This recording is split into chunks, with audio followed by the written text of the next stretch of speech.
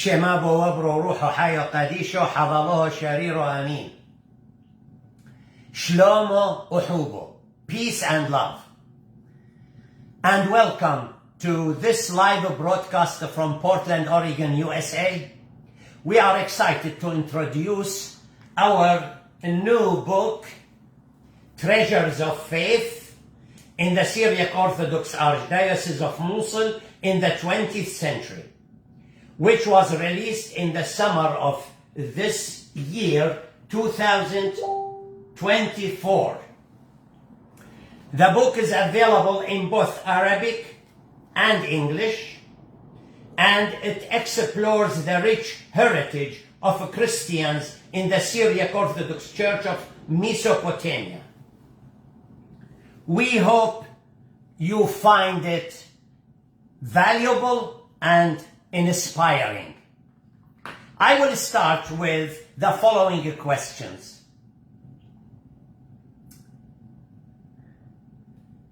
Do we know the story and history of the Syriac Orthodox churches of Mosul in the 20th century? Do we know the importance of writing a religious book to the world today? Do we know the importance of writing in English, especially to North American countries and Europe and Australia? And the last question is, do we know how many books were written this year in our Syriac Orthodox Church, in English or in Arabic, and in other churches in the world? The goal of presenting this book to the Syriac communities around the world and to all public viewers is to remind and tell the values and the treasures of our churches. Some of those values are, number one, the heritage and the treasures of our Syriac churches of the Middle East, which are apostolic churches and first churches that established after the ascension of the Lord Jesus Christ, of course. They have a value chain that go back to the apostles, saints, and martyrs.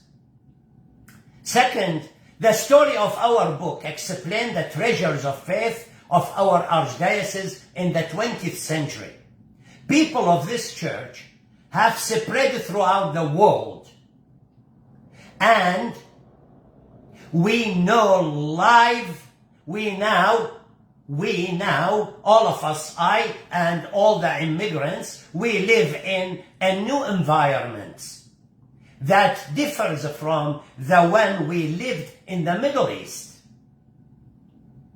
We are working hard to spread the word of God and our church values to the society we live in. This book talks about many subjects and facts. What are those facts which we want all the world to know about?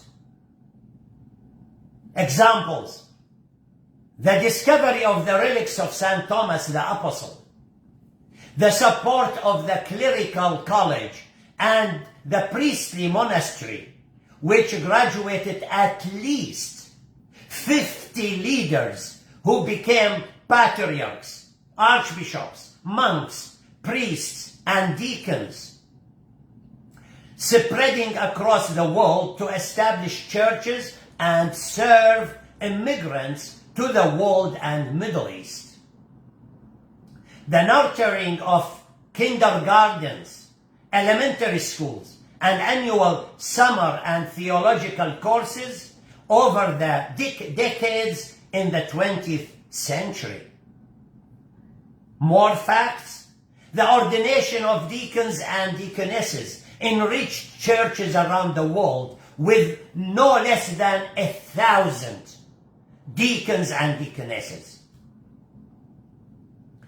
various book publications in Syriac, in Arabic, and in English. Excellence in education and obtaining advanced college degrees. And finally, adherence to the Christian faith despite various persecutions. Before I talk to my guests, by the way, I have 4 guests today, I want to answer a question quickly. A question which already I received today. The question was how I gathered this information about the Archdiocese in the 20th century. I will answer it by saying, I am a son of this Archdiocese. I am a son of St. Thomas Church and St. Thomas Elementary School. My siblings and I lived in a very harsh conditions for Christians in Mosul, where the attacks on Christians represented the killing of the youth and the men. In the late 50s and early 60s, my brother, Father Dr. Yusuf AlBanna, and I were young and not targeted. So we would go daily to the evening prayers and witnessed the dark days for the church, which made us more eager to preserve the prayers, customs, and traditions. Moreover, I created over the course of 2 years a live broadcast program from America titled the Syriac Orthodox Archdiocese of Mosul. I completed 50 episodes and interviewed many of the diocese servants, gathering a wealth of valuable information. Thus, I became one of the best servants able to write about the diocese. I must also mention that His Holiness, the late Patriarch Zakka I Awas, greatly encouraged me to write this encyclopedia, this book. In this meeting, I have 4 guests. On the TV, you can see now the book, and you can see the guests. Peace and love. Welcome to episode 52nd. My guests, Mrs. Sundus Saarti, Dr. Zina Naji Sarsam, Dr. Professor Khalid Dinno, and my son, Dr. Isa AlBanna. Few of them recorded their messages for the program, and I will start with my son, Isa, and say to him, it is unto you, dear viewers, it is my pleasure to welcome Dr. Isa AlBanna to our program. Thank you, Isa, for participating in introducing my book today and for writing the first introduction to the book. Dear viewers, my guest and my son Isa is a faithful deacon and member of our St. Ignatius of Antioch in Portland, Oregon. Isa completed bachelor degree in biochemistry and computer science from Stanford University in California. Also, he completed a PhD in bioengineering from the University of Washington. He was formerly a management consultant and is now currently a chief of staff at biotech company. I invited Isa to participate in this episode for several reasons. First, as I mentioned, he wrote the initial introduction to this book. Second, he played a significant role in translating the book into English. Third, he researched and found the best means of printing and publishing in America. And he handled all the communications and requests for printing.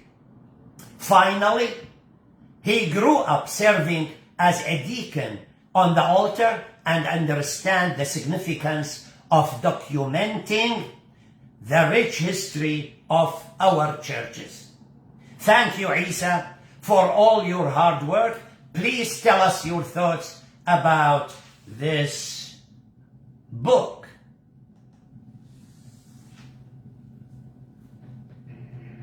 Barakmore, Father George, Shlomo Rubo. Thank you for inviting me to participate in this discussion. Congratulations on the publication of your new book about Christianity in the Middle East, specifically the Syriac Orthodox Archdiocese, which dates back to the Apostles.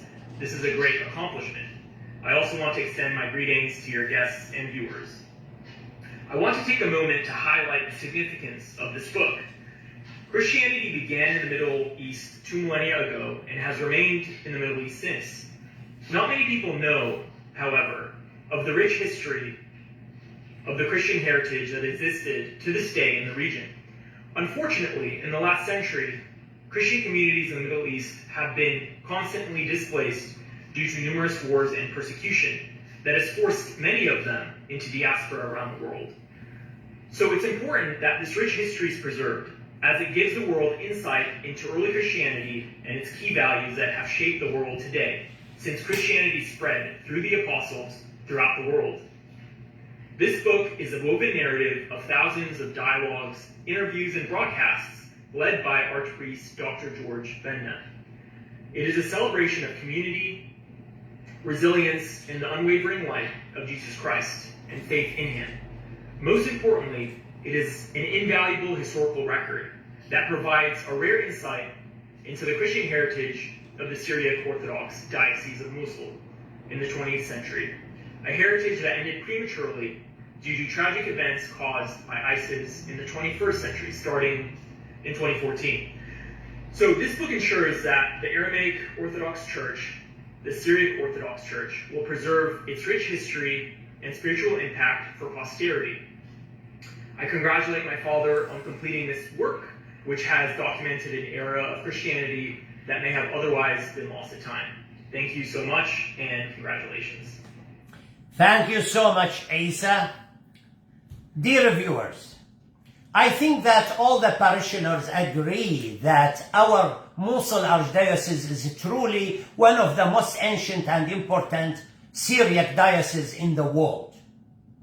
We are very proud that we are its children, that we grew up in it, that we nurtured the Christian faith, that we enjoyed religious celebrations and prayers, and that we preserved customs and tradition.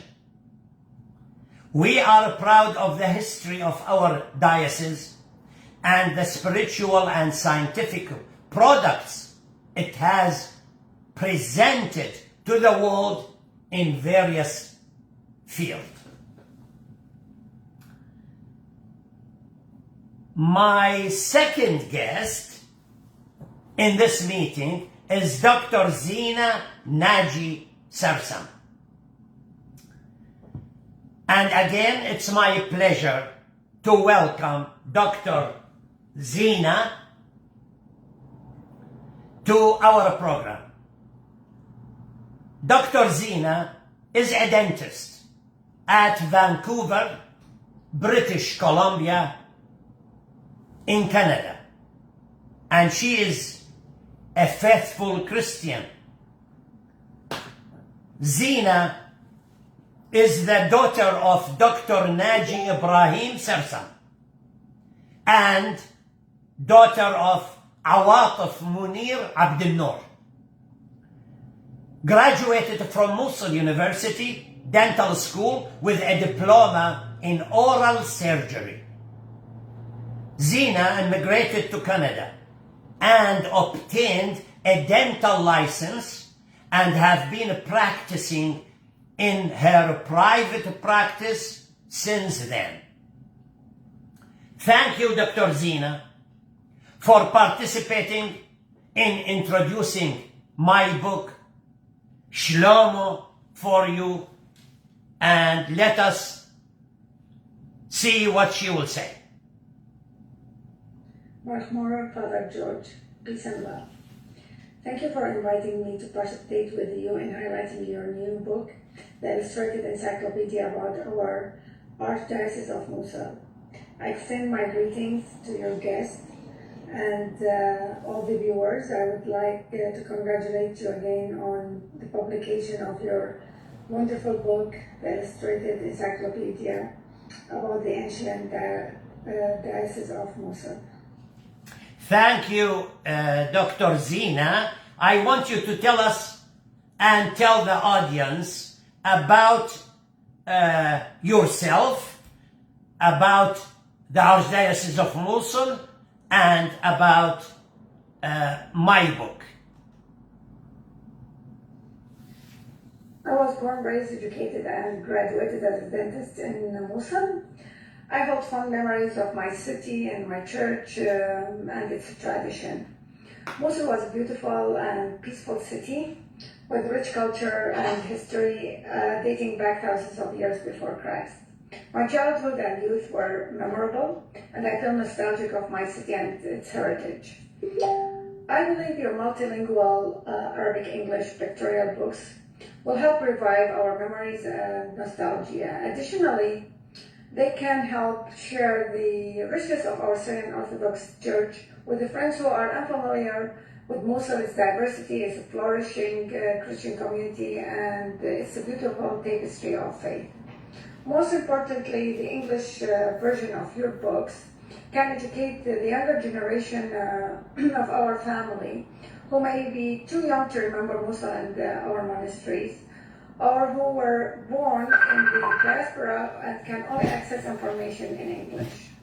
Your books will be invaluable in helping the younger generation understand their roots, connect to their ancestral home, and form their distinctive identity while integrating into the multicultural society where they find themselves in. Thank you. Thank you so much. Thank you, Dr. Zina. I agree with you. We need to share others with our Archdiocese values, and we need to use the English language more, and we need to teach our new generation their roots. Dear viewers, this ancient diocese, which sowed the seeds of the Christian faith, spread the good news of salvation, and produced spiritual leaders through whom the signs of Christ Jesus were fulfilled. What the Lord said in Matthew chapter 10, verse 22, He said, "And you will be hated by all for my name's sake." The diocese and all Christians were expelled from their earthly homeland, Nineveh, Mosul, and they spread out, fleeing to all parts of the world, but they are proud of their Christianity. They began establishing churches around the world and spreading the good news of salvation from the apostolic churches. This book tells the story of their men, women, and spiritual leaders. Now I will move to my third guest, that is Mrs. Sundus Saurti. It is my pleasure to welcome you, Sundus, to our program. Thank you for participating in introducing my book. Dear viewers, my guest Sundus is a faithful Christian and member of our St. Ignatius of Antioch Church in Portland, Oregon. Sundus lived in the United Arab Emirates for 18 years. Her dad and mom were working there.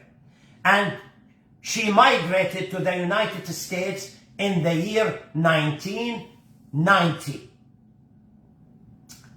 That's 34 years ago. Sundus completed a bachelor degree in international business with a minor in psychology from Oregon State University and a master's degree of business administration. Sundus worked in banking for 20 years as an analyst. Sundus married to Dr. Scott Townsend. Since 2006, they are a blessed family with 2 boys, Isaac and Leith, who are deacons at our church in Portland. Sundus is also a faithful teacher at our church Sunday school for the last 5 years. Shlomo Sundus, and tell us about my book and your opinion.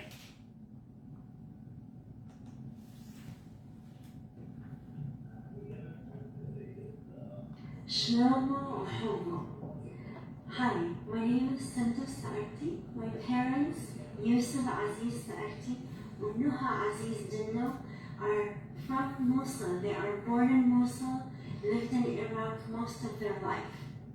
My parents, at a young age, planted the love of Christ, the identity of being a Christian, the connection to the Holy Spirit, to God, to Jesus, and to the church. Unfortunately, their churches were burnt. There are no more Christians living in Mosul, but what they taught us lives deep down in our hearts. And as I find myself here in Portland, Oregon, I find myself coming to church, to St. Ignatius of Antioch, Syriac Orthodox Church. My children are deacons, boys are deacons here on the altar, and I take huge pride in being a Christian of the Archdiocese of Mosul in Iraq. I'd like to talk about something with my panel of colleagues, and in this episode about this magnificent book. This book truly documents the history, the background, the origin of our Archdiocese in Mosul. It goes through the episode, it goes through the days, it goes through the months. It's basically like an encyclopedia that offers the world an insight into the suffering, into the foundation, into the tragedy, and into the continuation of the Archdiocese of Mosul in the world. It's true, there are no more Christians living there, but guess what?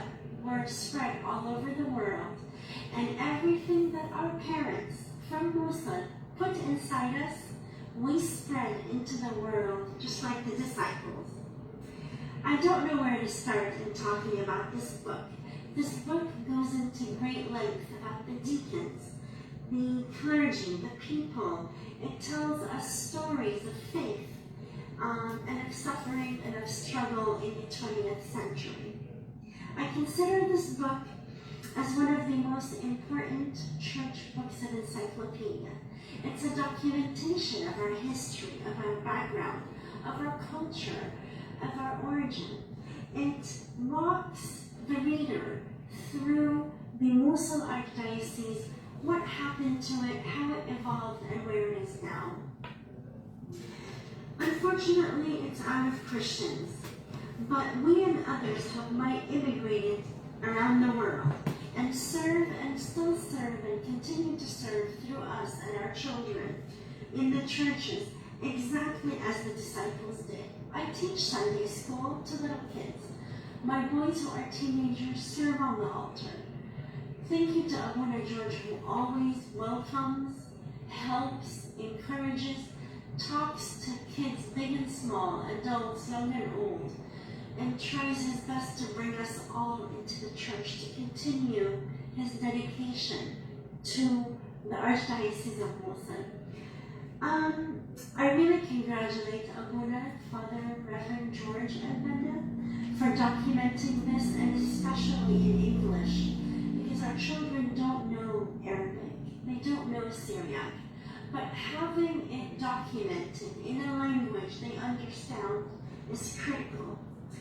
This is a great encyclopedia, and I believe it's a cherished book in the library of the world, of the Church of Mosul, and of the Archdiocese. I just want to say thank you for having me here on this panel. Thank you so much, Sundus.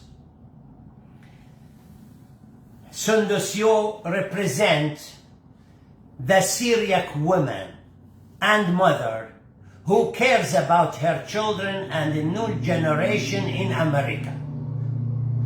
Thank you for relating our Sunday school in Oregon as a continuation to the teachings we get from Archdiocese of Mosul. And thank you for considering my book as one of the most important book in our Syriac Church. Dear Christians, the context in which our children and grandchildren are growing up nowadays isn't new to us. With its English language, customs, and laws, we must pay attention and work to preserve our churches, our Syriac language, and our customs and traditions, as well as our faith, using the effective means available to us in our new surrounding.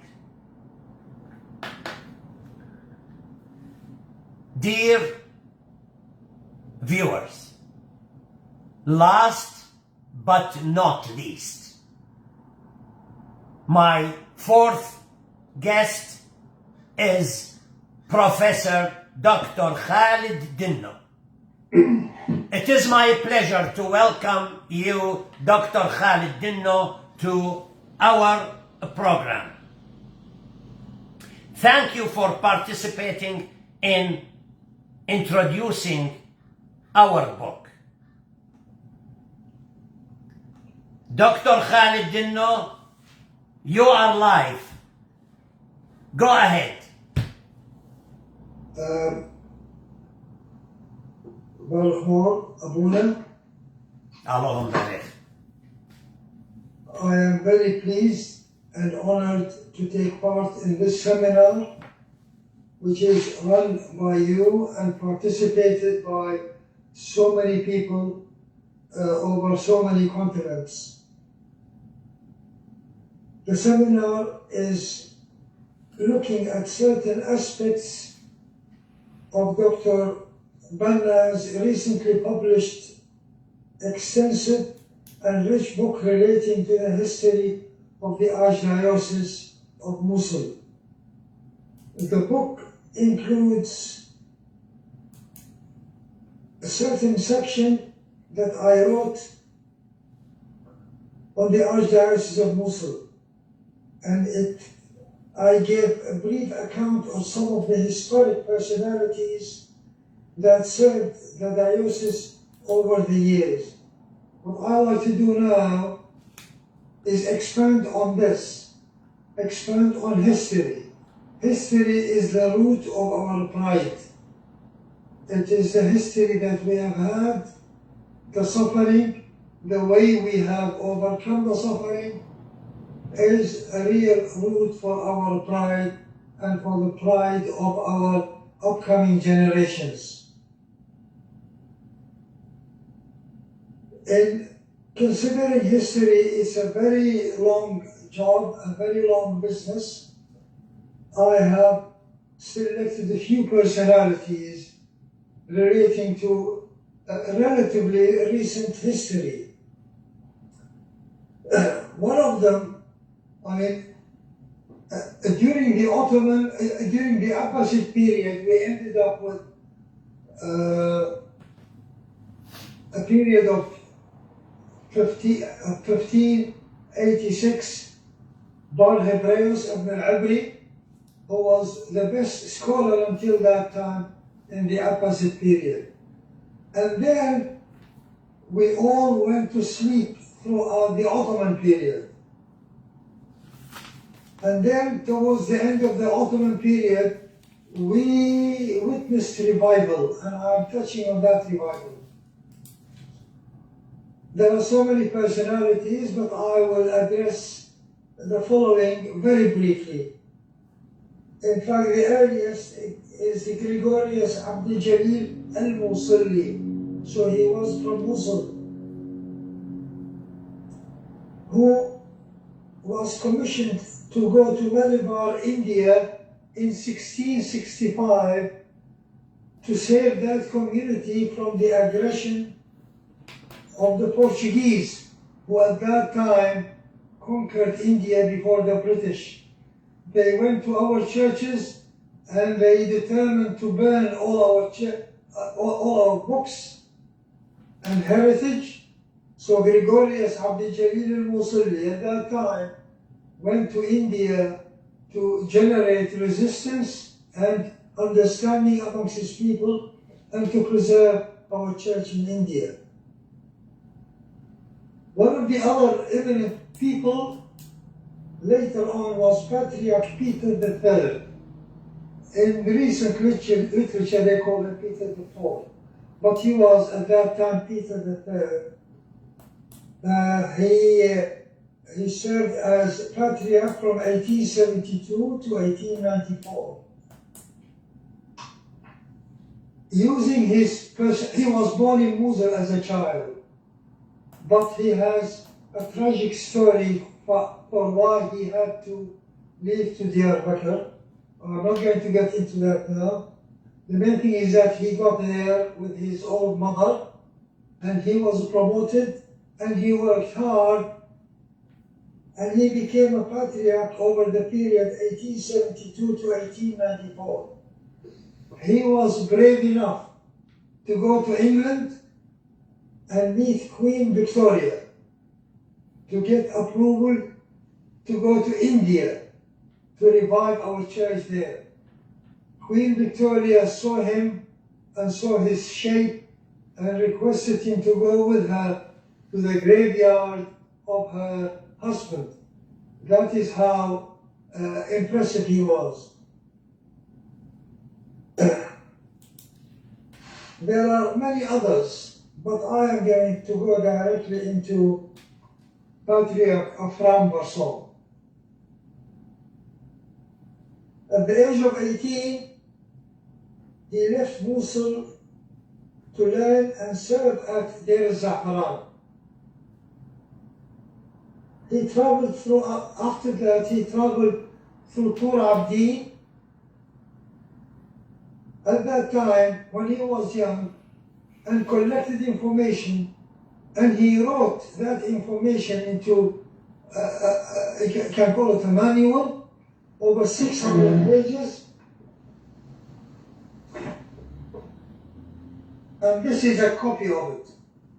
I managed to get a copy of that vital document.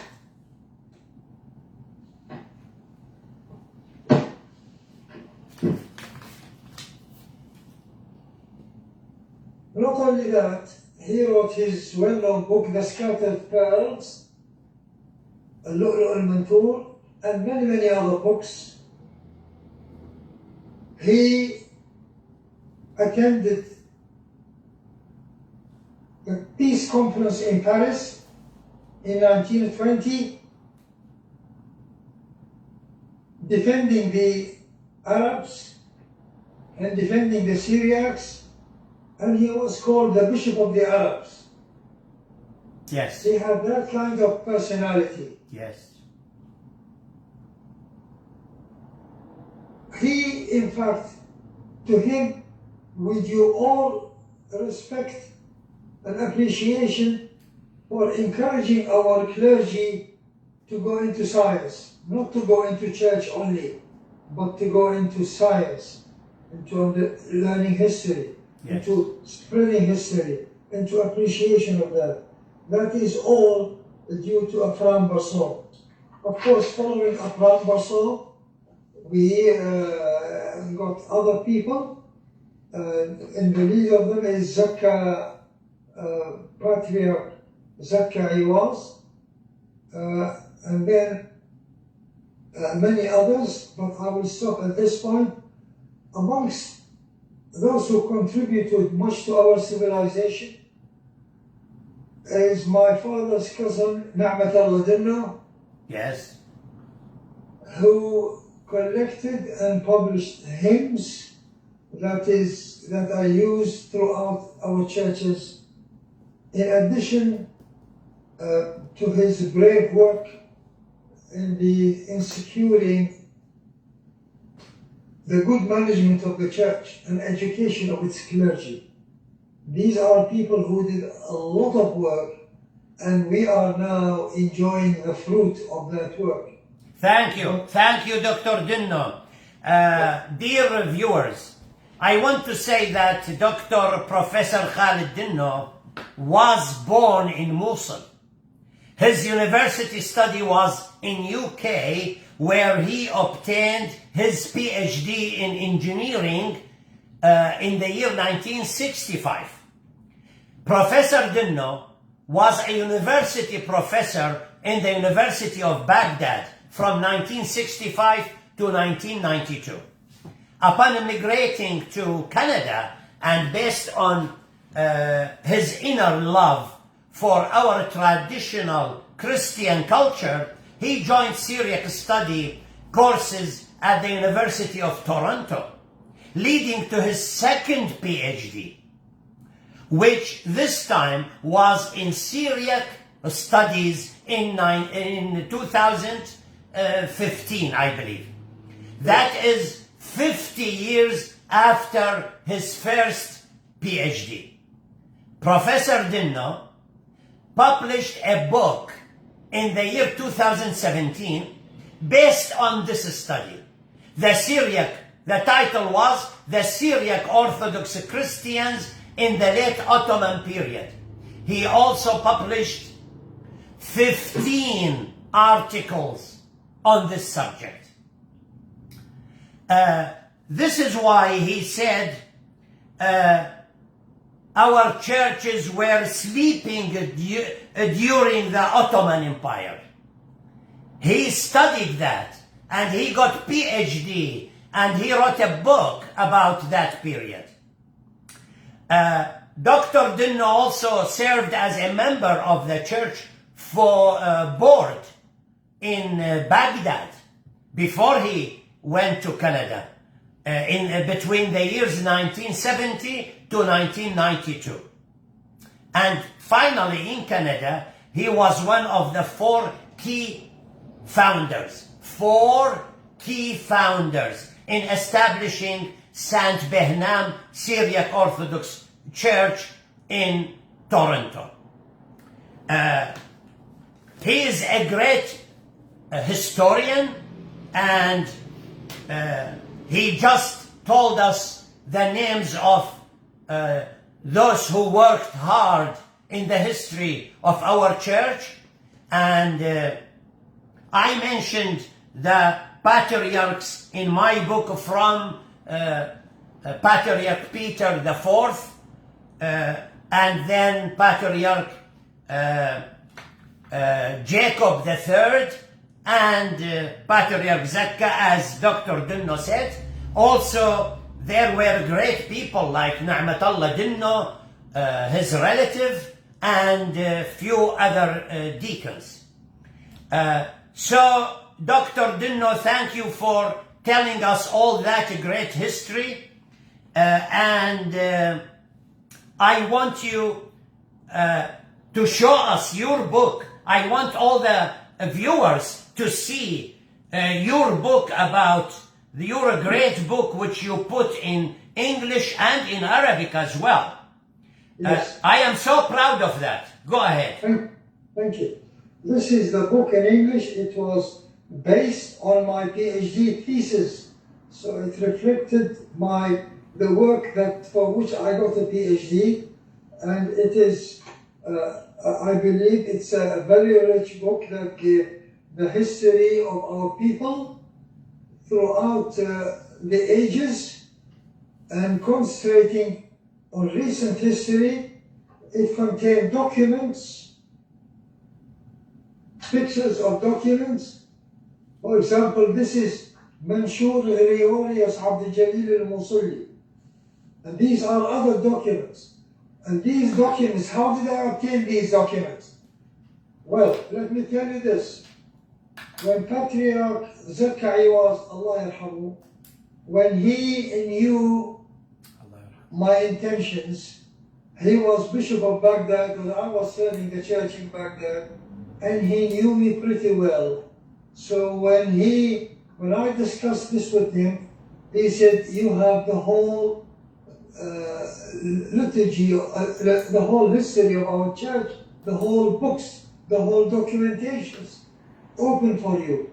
So we made a group with George Kiras and two others, and we spent ages in Tur Abdi to find out these documents, to look at them, to translate them, to analyze them, and to include some of them as pictures in this book. Great. And you translated to Arabic as well. You put the book in Arabic as well. Yes, I translated the book in Arabic, the same book, but it's in Arabic. Excellent, excellent.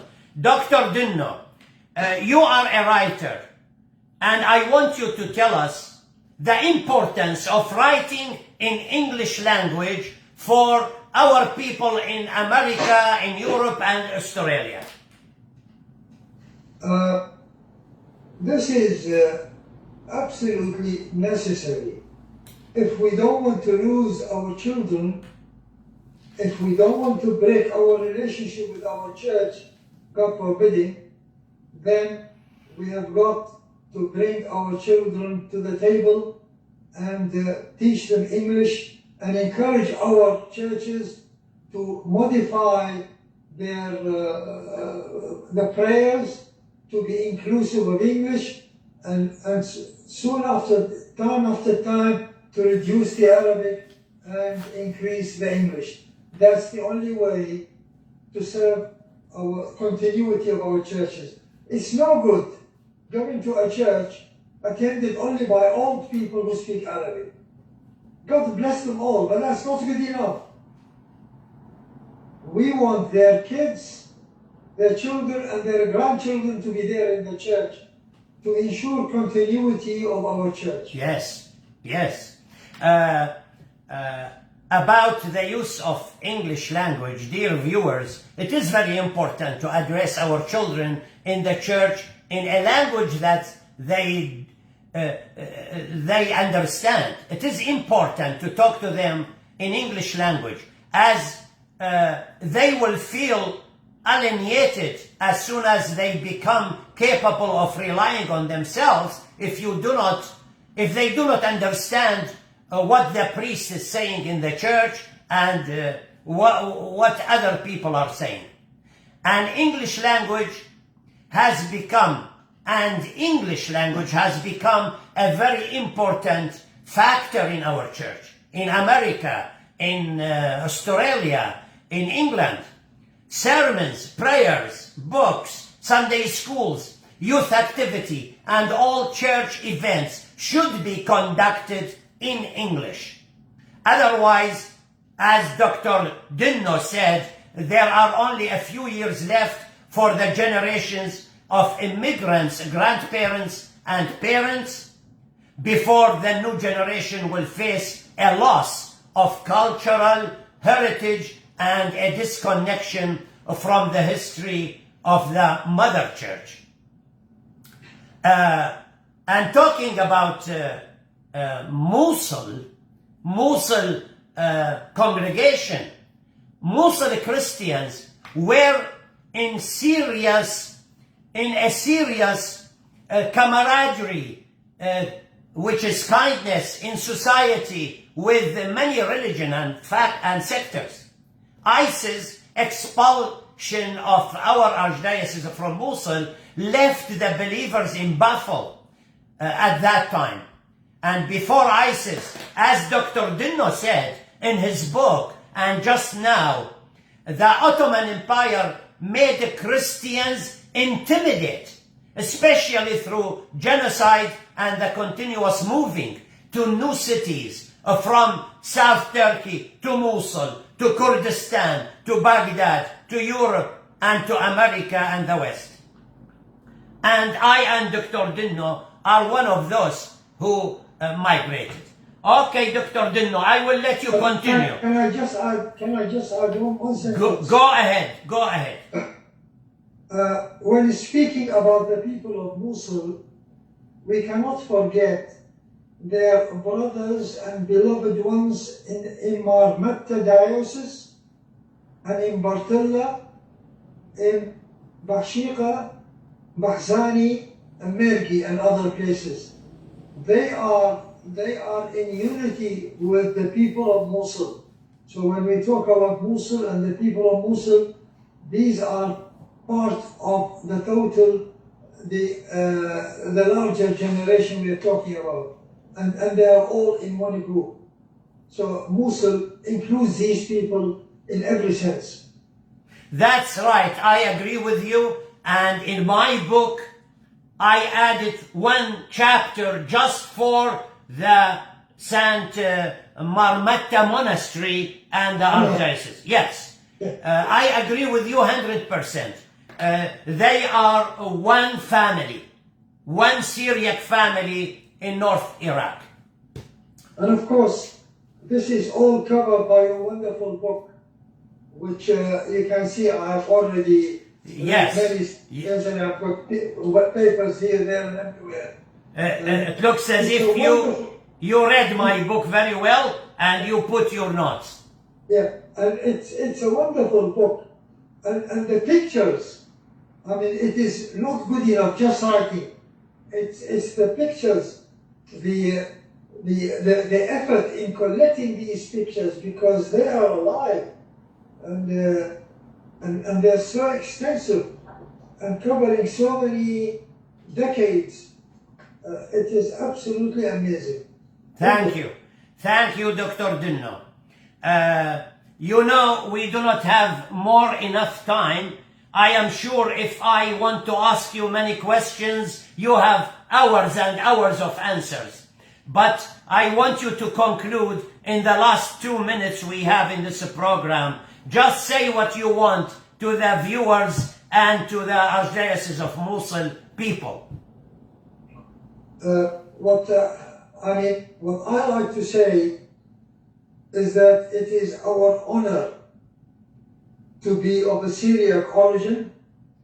The more you learn throughout history, you realize how important that language and church, and that Jesus spoke Aramaic. Amen. Aramaic is not a new language, it's an old language. Jesus spoke Aramaic. Not many people knew that. So that is the language. The language brought with it a tradition and culture, as you would find from our initial earlier experts, theologians, and so it is a culture, a language, and a tradition, and we need to stick to it and continue to be proud of it. Thank you. Thank you so much, Professor Dinno, for sharing in this meeting, and thanks for all the viewers and all my guests. Thank you so much. My dear esteemed viewers, you can obtain a copy of this book in Arabic or in English directly from the printing press. And as you can see on the screen, and I put it as well as a comment in my episodes and posts, you can go to this press and get your copy of the book. Of course, for those who are interested. At the end of this episode, I want to wish you all the best and thank you for viewing this episode. And I will leave you with a few photographs from our book, starting with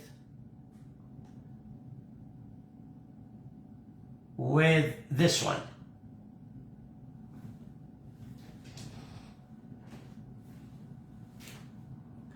And I have a music, a hymn I made about our Archdiocese of Mosul.